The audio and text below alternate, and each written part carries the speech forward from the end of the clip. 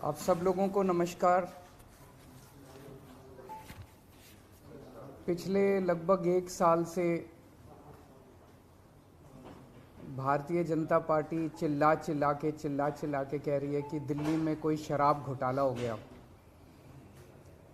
और देश की जो जो भी सबसे बड़ी से बड़ी जांच एजेंसियां हैं वो अपना सारा काम धंधा छोड़ के इस शराब घोटाले की जांच में लगी हुई हैं। तो मैं समझता हूं कि उनको अब तक तो शराब घोटाले के सब कुछ मिल ही गया होगा, सारा पैसा भी मिल गया होगा, सब कुछ मिल गया होगा।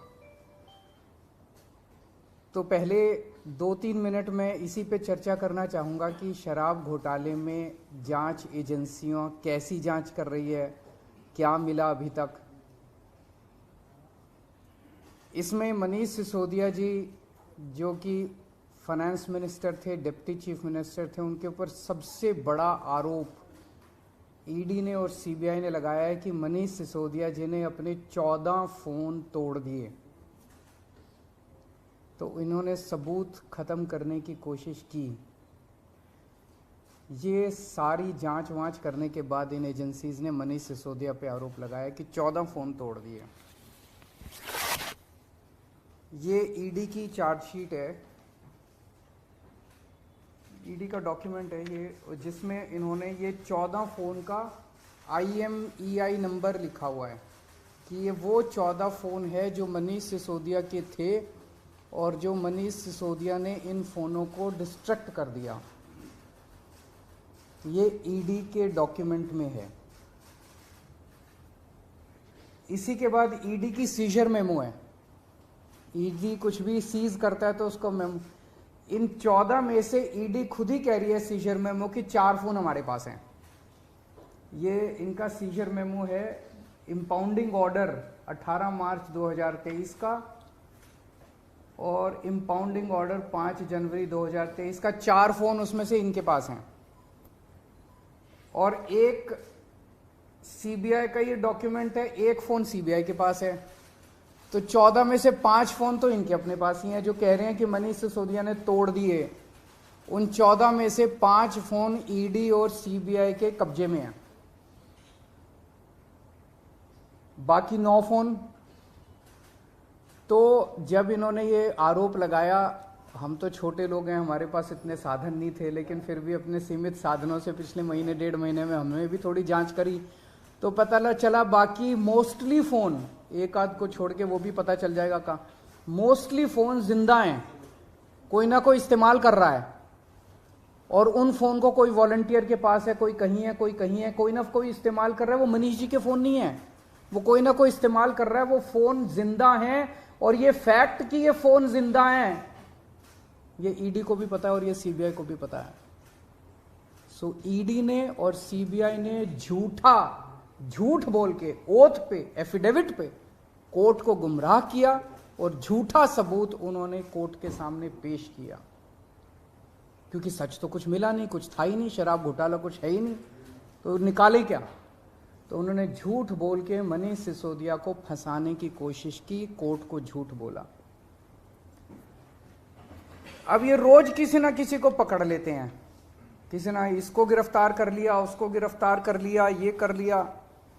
एक कोई चंदन रे, और उनको टॉर्चर कर करके, धमकियां दे दे के, मेंटली टॉर्चर करके, फिजिकली टॉर्चर करके, 3rd डिग्री करके उनसे केजरीवाल का नाम ले लो, मनीष सिसोदिया का नाम ले लो, इनको फंसाओ, उनको किया जा रहा है। कोई चंदन रेड्डी है, हम तो जानते भी नहीं है कौन है। चंदन रेड्डी को इतना मारा, ये उसकी मेडिकल रिपोर्ट है। चंदन रेड्डी की मेडिकल रिपोर्ट में लिखा है, patient has alleged trauma to both ears and face by ED officers on 16 September 2022 and 17 September 2022। Patient ने दोनों कानों पे और फेस पे ईडी ऑफिसर्स के द्वारा पिटाई हुई 16 सितंबर और 17 सितंबर को, ऐसा कहा। पेशेंट कंप्लेनिंग ऑफ, ये है कि सुनाई नहीं दे रहा, और jaw pain on opening mouth. और इन्वेस्टिगेशन पे पता चला right ear mild to moderate mixed hearing loss, left ear severe to profound mixed hearing loss. उसके कान के पर्दे फट गए, उसको सुनाई नहीं दे रहा। ऐसा चंदन रेड्डी से ईडी क्या उगलवाने की कोशिश कर रही थी? उसको क्या कहने का दबाव डाला जा रहा था कि उसकी इतनी पिटाई करी कि उसके कान के पर्दे फट गए? उसको किस कागज पे दस्तखत करने के लिए कहा जा रहा था? और उसने झूठ बोलने से मना कर दिया तो उसकी पिटाई की उन्होंने। इसके बाद अरुण पिल्लई हैं कोई, उनको धमकियां दी गई, टॉर्चर किया गया, उन्होंने अपना बयान वापस ले लिया अगले दिन। उस दिन तो उनसे कुछ लिखवा लिया, कहीं साइन करा लिया, लेकिन उसके 2-4 दिन बाद उन्होंने कोर्ट में बयान दिया कि मुझे टॉर्चर करके बयान लिया गया। समीर महेंद्रू से टॉर्चर करके बयान लिया गया, उन्होंने अपना बयान वापस ले लिया। मनस्विनी से टॉर्चर करके बयान लिया गया, उन्होंने अपना बयान वापस ले लिया। भूषण बेलगवी से टॉर्चर करके, ये 5 नाम तो मेरे पास ही हैं, पता नहीं ऐसे कितने लोग हैं जिन लोगों को टॉर्चर कर करके बयान लिए गए। ये हो क्या रहा है? एक के बाद एक, एक के बाद एक, एक के बाद एक, जितने लोगों को ये बुला रहे हैं सबको मारते हैं, पीटते हैं, टॉर्चर करते हैं। एक ऐसा व्यक्ति है जिसे एक कमरे में उस व्यक्ति को बिठा रखा था, दूसरे कमरे में उसकी वाइफ को और उसके पिताजी को बिठा लिया, और उसको बोलते हैं कि या तो इस कागज पे साइन कर दे, नहीं तो तेरी पत्नी को और तेरे पिताजी को भी जेल भेज रहे हैं। ये चल क्या रहा है? मैं प्रधानमंत्री जी से पूछना चाहता हूं, ये चल क्या रहा है?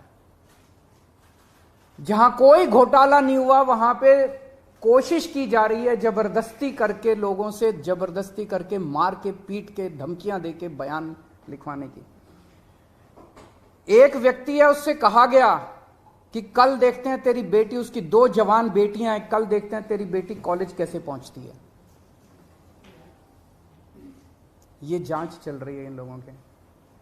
एक व्यक्ति है, उसके वकील ने कोर्ट में खड़े होकर कहा कि हमारे मुवक्किल के, मेरे मुवक्किल के ऊपर दबाव डाला जा रहा है कि दिल्ली के पॉलिटिशियंस का, कोर्ट के अंदर खड़े होकर उसने बोला कि मेरे मुवक्किल के ऊपर दबाव डाला जा रहा है कि आप दिल्ली के पॉलिटिशियंस का नाम लीजिए।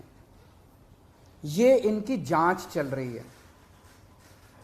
इस सारी जांच करने के बाद, 1 साल जांच करने के बाद, ये आरोप लगाते हैं कि 100 करोड़ रुपए की रिश्वत ली गई और दी गई।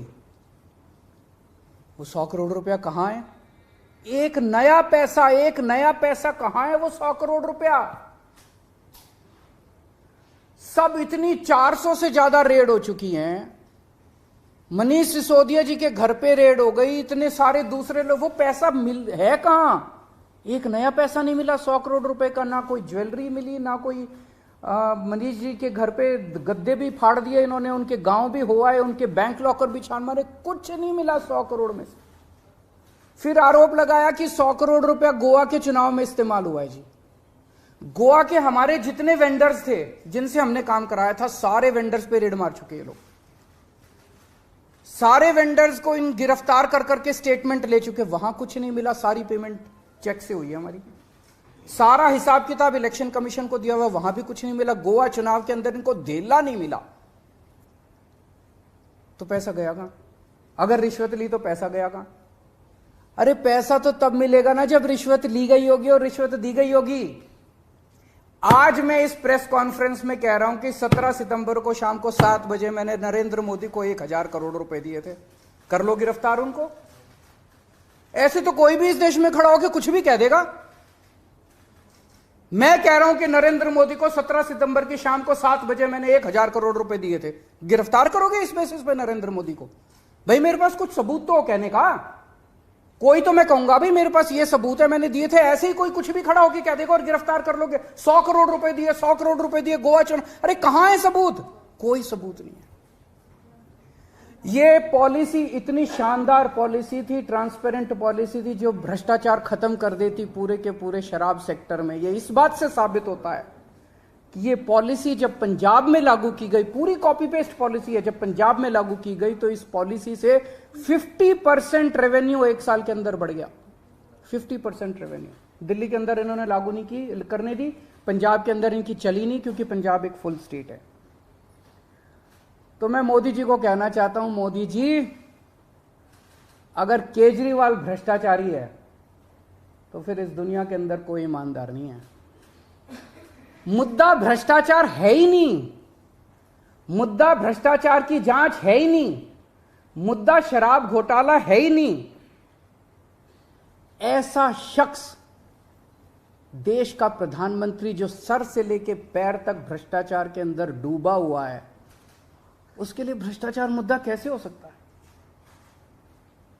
पिछले मार्च के आखिरी हफ्ते के अंदर मैंने इतने सारे असेंबली के अंदर इतने सारे गिनाए थे भ्रष्टाचार जो इन्होंने किए हैं, इतने भ्रष्टाचार गिनाए थे। इन्होंने तो मेरे को तभी कह दिया था उस दिन, जिस दिन असेंबली में मैंने स्पीच दी थी, शाम को संजय सिंह का मैसेज आया कि अरविंद जी अब अगला नंबर आपका है। कल सत्यपाल मलिक जी ने एक इंटरव्यू दिया, मैं वो सुन रहा था। सत्यपाल मलिक जी ने कहा मोदी जी को भ्रष्टाचार से कोई परहेज नहीं है। ये मैं तो नहीं कह रहा हूं, ये तो उनके अपने गवर्नर कह रहे हैं। सत्यपाल मलिक जी कौन है? सत्यपाल मलिक जी मोदी जी के बहुत खास लोगों में गिने जाते थे। उन्हें पहले उन्होंने जम्मू कश्मीर का गवर्नर बनाया, फिर उन्हें गोवा का गवर्नर बनाया, फिर उन्हें मेघालय का गवर्नर बनाया। उन्होंने कहा कि मेरे जो इंटरेक्शन हुए मोदी जी के साथ, उसमें पता चला है कि मोदी जी को भ्रष्टाचार से किसी तरह का परहेज नहीं है। उसी इंटरव्यू में उन्होंने कहा कि इन लोगों के कुछ मुख्यमंत्री हैं जो भ्रष्टाचार करते हैं, खूब पैसे इकट्ठे करते हैं, लेकिन वो सारा पैसा मुख्यमंत्री अपने पास नहीं रखते, वो पैसा ऊपर भेजते हैं और वहां से वो पैसा उनकी दोस्त की कंपनियों के अंदर इन्वेस्ट होता है। मैंने भी तो इसी तरह का कुछ कहा था अपने उसमें। तो चलो मेरी बात तो नहीं मानी, अब तो गवर्नर इनके अपने गवर्नर कह रहे हैं। तो ऐसा व्यक्ति जो इतना भ्रष्टाचार कर रहा है, उसके लिए भ्रष्टाचार मुद्दा हो ही नहीं सकता। उनके लिए भ्रष्टाचार मुद्दा थोड़ी है। तो फिर ये आम आदमी पार्टी के पीछे क्यों पड़े हैं? 75 साल के भारत के इतिहास में किसी एक पार्टी को इतनी बुरी तरह से टारगेट नहीं किया गया जिस तरह से आम आदमी पार्टी को ये लोग टारगेट कर रहे हैं। नंबर 2 को गिरफ्तार कर लिया, नंबर 3 को गिरफ्तार कर लिया, और उनको गिरफ्तार करने का तो मकसद इनका यही था कि मेरी गर्दन तक पहुंचना। तो अब ये मेरे पीछे पड़े हैं, मुझ तक पहुंचने की कोशिश कर रहे हैं।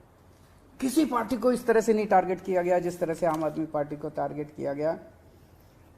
उसका एक कारण है, वो कारण है कि 75 साल के बाद आम आदमी पार्टी ने इस देश को एक ऐसी उम्मीद दी है जो कि कोई पार्टी नहीं दे पाई।